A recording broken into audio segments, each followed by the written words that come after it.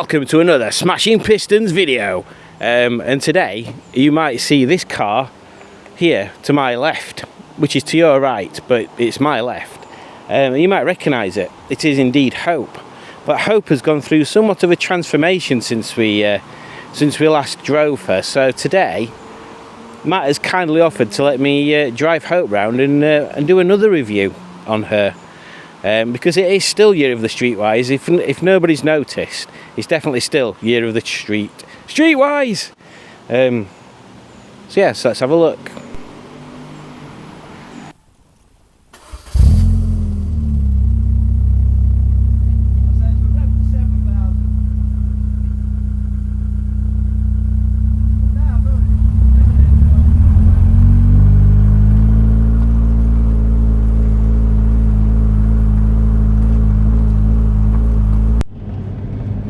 Greetings. So here we are, the start of the test drive in Matt's car, just to see what it's like with a different exhaust on. It already sounds a bit fruity. See what's happening.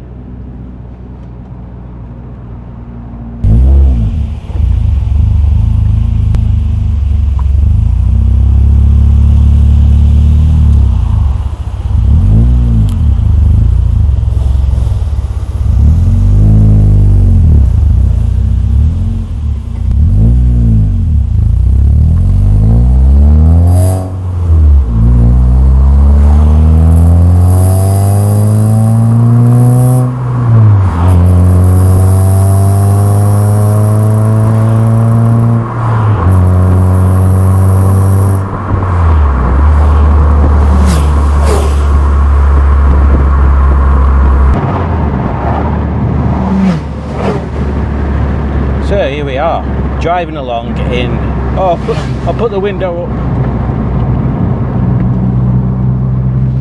So here we are, driving along in Matt's Streetwise with its new improved exhaust sound, and it does sound fruity. We'll do a bit of setting off thing, but yes, we shall see what it's like. Nice, not been very. It's been a while since I drove Matt's Streetwise.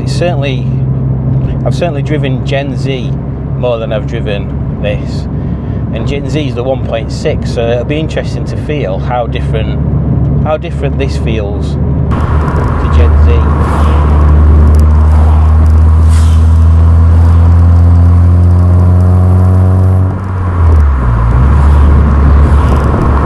First impressions when I got in Gen Z is that the 1.6 is a lot more torquey than the 1.4. It'd be nice to do a side-by-side comparison at some point.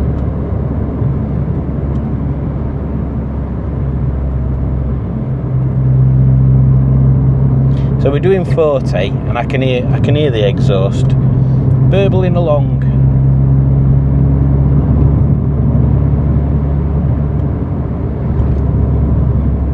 But it's not too intrusive.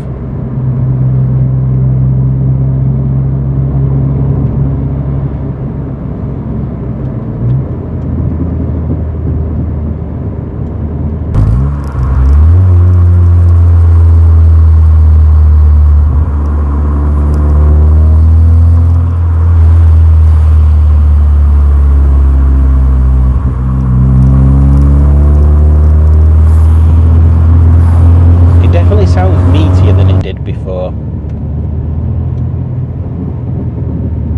There is a bit of a bubbly. I don't know whether that's the exhaust sound or whether it's catching somewhere.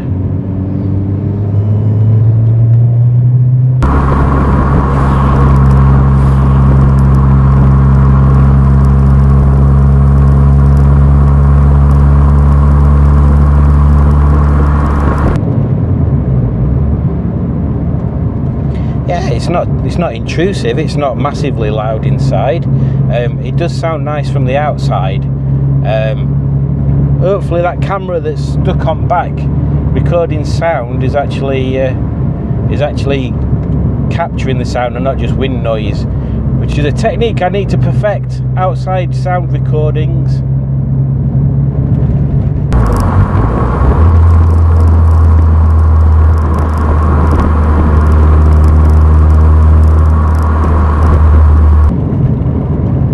So regardless of the upgrade, let's do a bit of a revisit of the Streetwise and what this particular Streetwise is like. So this is a 2005 Streetwise 1.4, and it has done 61,000 miles only, which is quite good. Gen Z's non-97, I think.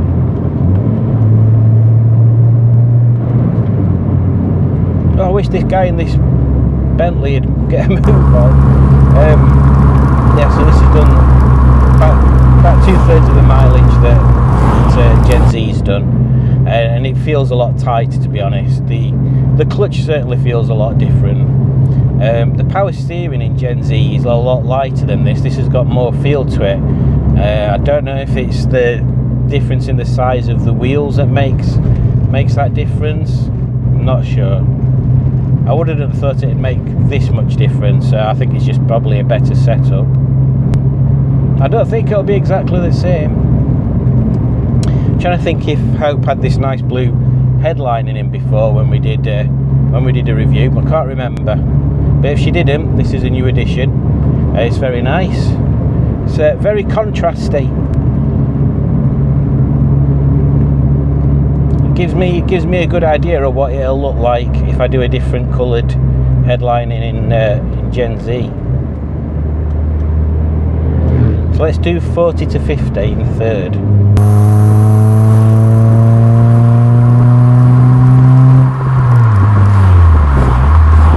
Yeah, it's not too loud. It definitely sounds different, but it's not too loud. That's what I'd say.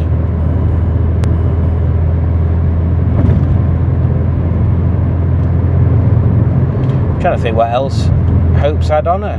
Did she have the addendum wheels on before? Because they're bigger wheels than the others. So the original ones are 16s and these addendums are 17s. I'm trying to think which ones were on. I'm sure they were on the addendums before. But regardless, it's very nice.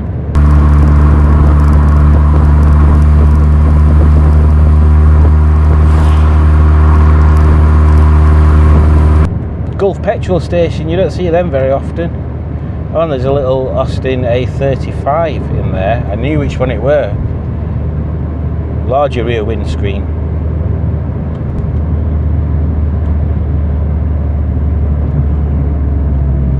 And Hope's brakes are a lot better than Gen Z's.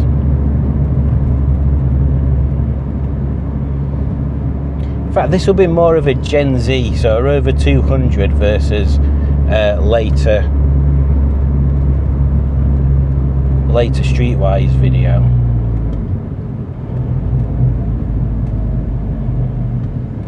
We're on 61,800 exactly now.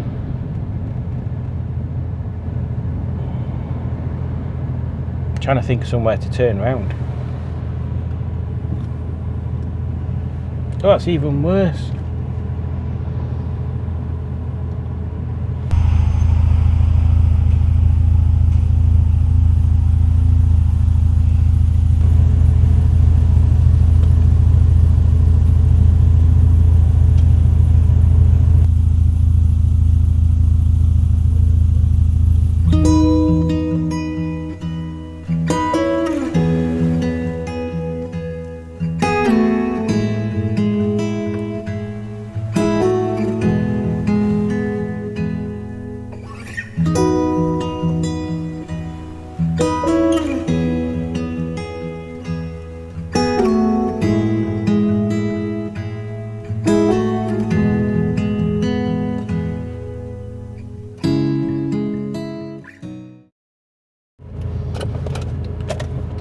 We're off again. So we'll just go back where we've just come.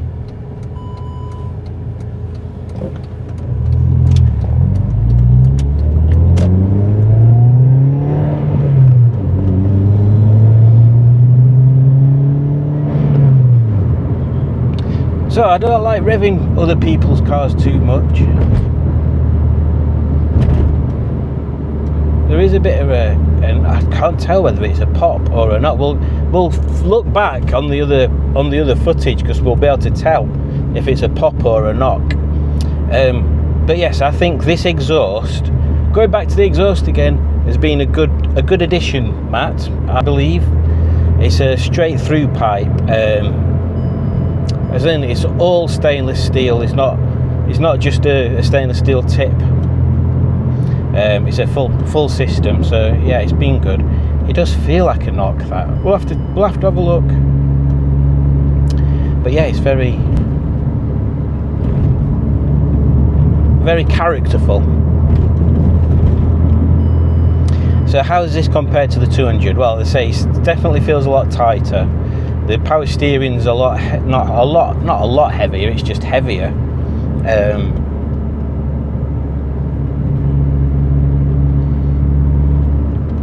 It feels a lot more screwed together. It's got the more modern dashboard on it.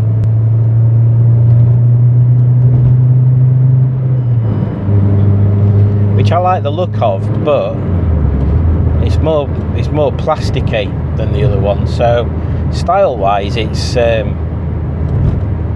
good, isn't it? But the finish is a bit, it's like these are the door cards that I need to put on Gen Z, because it's impossible to find non-broken Rover 200 ones. But then I'd probably have to change dashboard as well, unless I can find cream ones of these, which I've not seen many of, if any.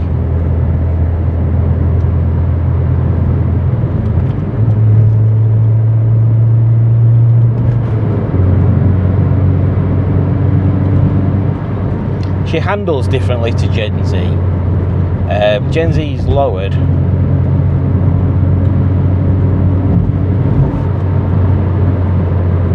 But she's just an older car than this, so it's a bit of a one of one and one of another.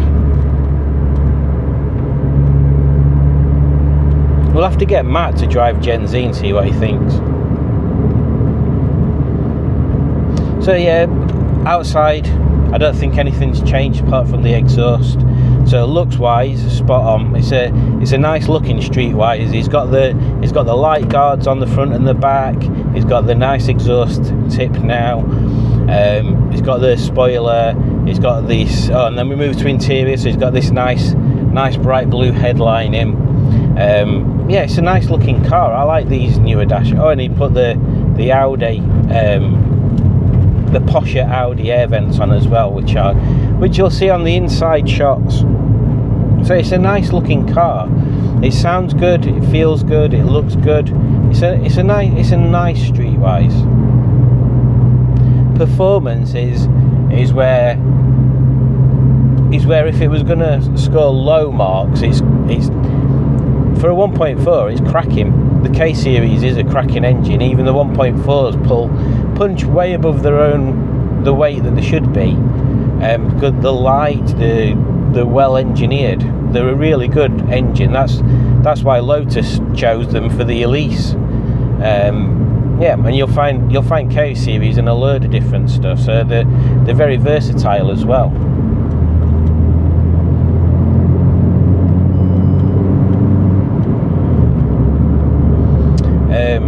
Yeah, so performance-wise, it's exactly where a 1.4 K series would be.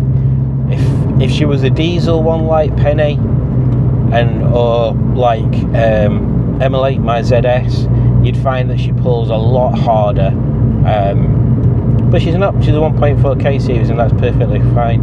Wouldn't be my choice. I know Austin has got a 1.4 ZR, which he's put different cams in and all sorts of stuff, and I'd remapped, and that's quite peaky now, quite a nippy little motor. But for everyday driving, just the standard one's fine. As soon as you start, in my opinion, trying to increase the power on a 1.4, you reduce the drivability. They become too peaky and too fussy. So yeah, I would say, my personal opinion, if you've got a 1.4, just leave it as it's standard. If you want something if you want something more powerful, just buy a 1.8, an engine swap. I'm not going to do that though, because I wouldn't know where you'd start. Or do what a lot of people do and put the 1.8 turbo engine in, or an MG6. That'd be interesting. In fact, I wonder if anybody's done a turbo Streetwise. I'm sure I've seen some. Turbo Streetwise would be quite interesting.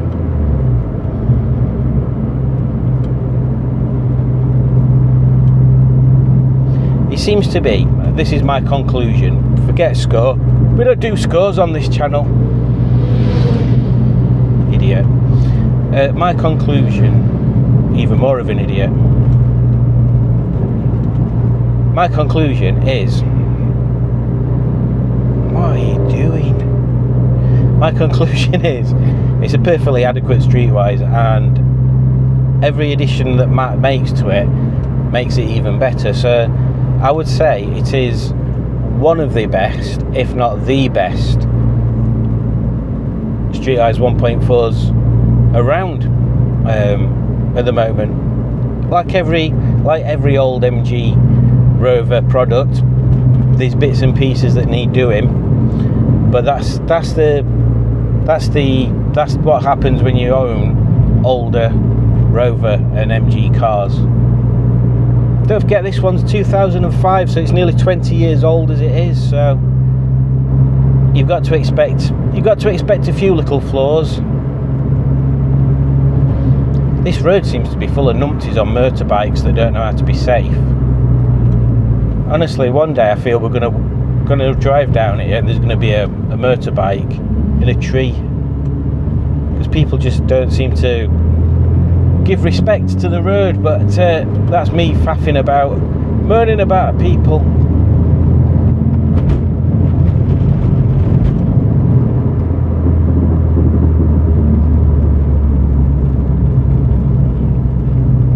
There's a lot of motorcyclists on here.